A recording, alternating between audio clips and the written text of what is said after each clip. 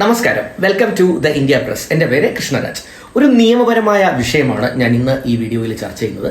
നമ്മളുടെ നാട്ടിലെ പൊതുവായ രീതി, അതായത് ഒരു കുട്ടികളുണ്ടായി അവരെ വളർത്താൻ തുടങ്ങിക്കഴിഞ്ഞാൽ പിന്നീട് മാതാപിതാക്കളുടെ ജീവിത ലക്ഷ്യം തന്നെ കുട്ടികളുടെ വളർച്ച, അവരുടെ ഭാവി, അവരുടെ മുന്നോട്ടുള്ള പ്രയാണം, പിന്നീട് അവർക്ക് ജീവിതത്തിലുള്ള വിജയം, ഇതൊക്കെയാണ്.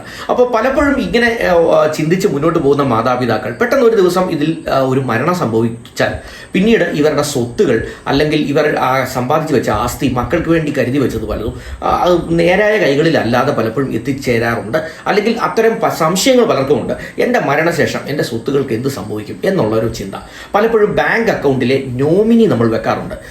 മ്യൂച്വൽ ഫണ്ടിനായിക്കോട്ടെ, ഫിക്സ്ഡ് ഡെപ്പോസിറ്റ്സിനായിക്കോട്ടെ, നമ്മളുടെ പലതരത്തിലുള്ള ആസ്തികൾക്കായിക്കോട്ടെ, ഇതിനെല്ലാം നമ്മളൊരു നോമിനിയെ വെക്കാറുണ്ട്. പ്രത്യേകിച്ച് ബാങ്കുമായി ബന്ധപ്പെട്ട ഇടപാടുകൾ, സ്റ്റോക്ക് എക്സ്ചേഞ്ചുമായി ബന്ധപ്പെട്ട ഇടപാടുകൾ, മ്യൂച്വൽ ഫണ്ടുമായി ബന്ധപ്പെട്ടത്, ഇതിലൊക്കെ നമുക്കൊരു നോമിനിയെ ചോദിക്കാറുണ്ട്. ഇൻഷുറൻസിൻ്റെ കാര്യത്തിലുമുണ്ട്. നമുക്കൊരു ഹെൽത്ത് ഇൻഷുറൻസ്, ലൈഫ് ഇൻഷുറൻസ് ഒക്കെ ഉണ്ടെങ്കിൽ അതിലൊരു നോമിനിയെ വെക്കാൻ ആവശ്യപ്പെടാറുണ്ട്. ഫിക്സ്ഡ് ഡെപ്പോസിറ്റ് കാര്യങ്ങളിലുമൊക്കെ, ബാങ്ക് അക്കൗണ്ടുകളുടെ കാര്യത്തിലുമൊക്കെ ഒരു നോമിനിയെ വെക്കാറുണ്ട്. അപ്പോൾ ഈ നോമിനിക്കാണോ നമ്മളുടെ സമ്പത്ത് മുഴുവൻ പോവുക, അതോ നമ്മളുടെ മറ്റ് അവകാശികൾക്ക് അത് കിട്ടുമോ, ആരെയാണോ നോമിനി വെച്ചത് അവർക്കായിരിക്കുമോ അതിൻ്റെ മുഴുവൻ അവകാശം, ഇങ്ങനെയൊക്കെ പലരും സംശയങ്ങൾ പറയാറുണ്ട്. അപ്പോൾ ഈ നോമിനി എന്ത്, അത് എങ്ങനെ നമുക്ക് മാനേജ് ചെയ്യാം, ഈ കാര്യങ്ങളാണ് ഞാൻ ഈ വീഡിയോയിൽ പറയുക. അപ്പോൾ ഇതൊന്ന് കേട്ട് മനസ്സിലാക്കാൻ ശ്രമിക്കാം. Once again welcome back to this channel.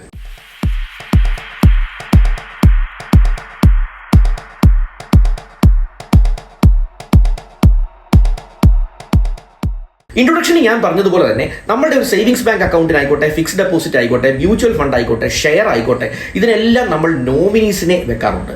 ഈ നോമിനീസിനെ വെക്കുന്ന സമയത്ത് പലരുടെയും ഒരു സംശയം, ഞാൻ നോമിനിയായി വെച്ച ആൾക്കാണോ ഈ സ്വത്ത് മുഴുവൻ അവകാശിയായി മാറുക, അല്ലെങ്കിൽ അവർക്കാണോ ഈ സ്വത്ത് മുഴുവൻ പോവുക വന്നു ചേരുക, അതോ എൻ്റെ നിയമപരമായ അവകാശികൾ പലരും ഉണ്ടല്ലോ, മക്കളാകാം, ഭാര്യയാകാം, അപ്പോൾ അവർക്കൊക്കെ ഇതിലൊരാളെയാണ് വെച്ചേക്കുന്നതെങ്കിൽ അവർക്ക് മാത്രമായിട്ടാണോ കിട്ടുക? അതായത് ഒരു ഉദാഹരണം പറഞ്ഞാൽ, ഒരു വ്യക്തി, അയാൾക്ക് ഭാര്യയുണ്ട്, 3 മക്കളുമുണ്ട്, അതിലൊരു മകനെയാണ് അയാൾ നോമിനിയായിട്ട് വെച്ചത്, അല്ലെങ്കിൽ ഭാര്യയാണ് നോമിനിയായിട്ട് വെച്ചത്. അപ്പോൾ ഈ സ്വത്ത് മുഴുവൻ ഈ ബാങ്ക് അക്കൗണ്ടുകളും അല്ലെങ്കിൽ അയാളുടെ മ്യൂച്വൽ ഫണ്ടുകളും അയാളുടെ ഷെയറുകളും അയാളുടെ ഫിക്സ്ഡ് ഡെപ്പോസിറ്റുകളും ഒക്കെ ഈ നോമിനിയായി വെച്ച ആൾക്ക്, അത് ഭാര്യയാണെങ്കിൽ ആ ഭാര്യയ്ക്ക് മാത്രമാണോ ഇതിന് മുഴുവൻ അവകാശം? മക്കൾക്കൊന്നും ലഭിക്കാതെ വരുമോ? അതല്ല, ഒരു മകനാണ് വെച്ചതെങ്കിൽ ബാക്കി മക്കൾക്ക് ലഭിക്കാതെ വരുമോ, ഭാര്യയ്ക്കും ഒന്നും ലഭിക്കാതെ വരുമോ? ഇതൊക്കെ പലരുടെയും സംശയമാണ്. ഇതിനൊരു ക്ലാരിറ്റി പറയാനായിട്ട് ഞാൻ ശ്രമിക്കാം. വ്യക്തമായി പറഞ്ഞാൽ, നോമിനി എന്ന് പറഞ്ഞാൽ യഥാർത്ഥ അവകാശികളിലേക്ക് ഈ മരണപ്പെട്ടയാളിൻ്റെ സ്വത്ത് എത്തിച്ചേരുന്നത് വരെ അത് ഹോൾഡ് ചെയ്യുകയും അത് മാനേജ് ചെയ്യുകയും അത് അവരിലേക്ക് കറക്റ്റായിട്ട് എത്തിക്കുവാൻ ഉത്തരവാദിത്തപ്പെടുത്തിയ ഒരാൾ മാത്രമാണ് നോമിനി എന്ന് പറയുക. അത് ഒരു ബന്ധുവാകാം, ബന്ധമില്ലാത്ത ഒരാളുമാകാം. അപ്പോൾ ബന്ധുവായിട്ടുള്ള ഒരാളാണ്, അല്ലെങ്കിൽ തൊട്ടടുത്ത ബന്ധം, ഫോർ എക്സാമ്പിൾ ഒരു ഭർത്താവ് മരിച്ചു പോകുന്നു, ഭാര്യയാണ് നോമിനി എങ്കിൽ അതിൻ്റെ അർത്ഥം ആ ഭാര്യയ്ക്ക് മാത്രം അയാളുടെ സ്വത്തിൽ മുഴുവൻ അവകാശമുണ്ട് എന്നല്ല. പിന്നെ എങ്ങനെയാണെന്ന് ചോദിച്ചാൽ, അയാളുടെ നിയമപരമായ അവകാശികൾക്കെല്ലാം അതിൽ അവകാശമുണ്ട്. ഫോർ എക്സാമ്പിൾ, അയാളുടെ 2 മക്കൾ ഉണ്ട്, ആ മക്കൾക്ക് തുല്യ അവകാശമുണ്ട്. ഭാര്യയ്ക്ക് നാച്ചുറലി ഒരു അവകാശമുണ്ട്. അയാളുടെ മാതാപിതാക്കളുണ്ടെങ്കിൽ അവർക്കും അതിൽ അവകാശമുണ്ട്.